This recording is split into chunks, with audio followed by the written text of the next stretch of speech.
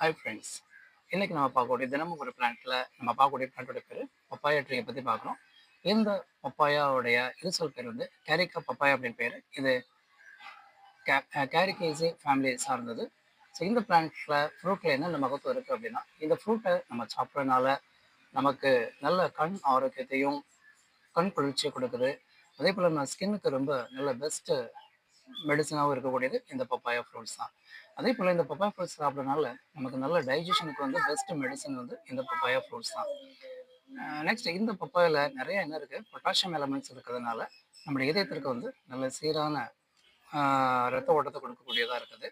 அதே போல் இந்த பப்பாயாவில் vitamin A இருக்கிறதுனால நமக்கு கண் சம்மந்தமான நோய்கள் என்னமே செய்யாது இருக்காது. கிளியர் பண்ணக்கூடிய பெஸ்ட் மெடிசன் இந்த பப்பாயா ஃப்ரூட்ஸ் தான்.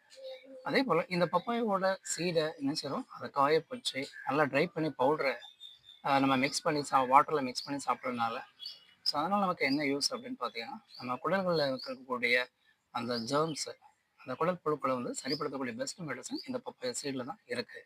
ஸோ லைக் பண்ணுங்கள், ஷேர் பண்ணுங்கள், சப்ஸ்கிரைப் பண்ணுங்கள். ஏதாவது கமெண்ட் டவுட் இருந்தால் கமெண்ட் பண்ணுங்கள். தேங்க்யூ.